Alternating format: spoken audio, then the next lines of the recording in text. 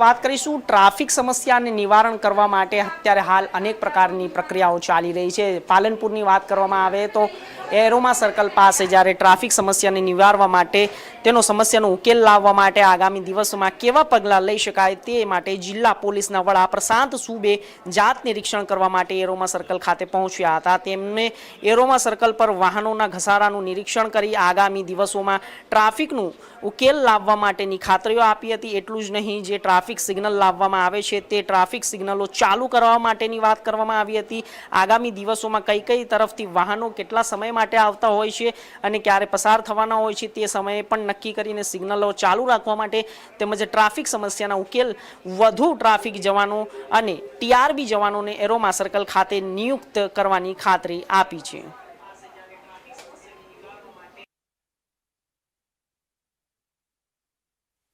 नमस्कार, प्रशांत सुंबे, पोलीस अधीक्षक Banaskantha जिल्लाना Palanpur शहरना aroma circle खाते जे ट्राफिकनो मैनेजमेंटनो प्रश्न है ते प्रश्न सॉल्व करवा माटे आज तमाम अधिकारीओ साथे पालनपुर शहरना एरोमा सर्कल खाते एक स्थल विजिट राखवामां आवेल हती। ते स्थल विजिट दरमियान जे कारणे प्रश्न उपस्थित थता होय जेमां वाहनोनी वधु संख्या તેમજ નિયમોના પાલન ન કરવાના કારણે જે ટ્રાફિક જામ સર્જાતો હોય તે માટે ઘણા બધા સોલ્યુશન ડિસ્કસ કરવામાં આવેલ છે। જે રોડ ઇન્ફ્રાસ્ટ્રક્ચર રિલેટેડ સોલ્યુશન છે તે જે રોડની કન્સ્ટ્રક્ટિંગ એજન્સી છે તેના સાથે ચર્ચા કરવામાં આવશે।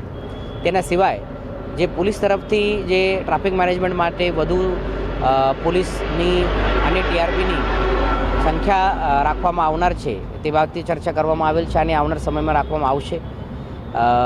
આના સિવાય પણ જે સર્વિસ રોડ અને ફ્રી લેફ્ટનો જે ડિઝાઇન છે તે બાબતે પણ થોડા ચર્ચા વિમર્શ કરીને તેમાં પણ ચેન્જ કરવા બાબતે અમે વિચારના અંદર છે।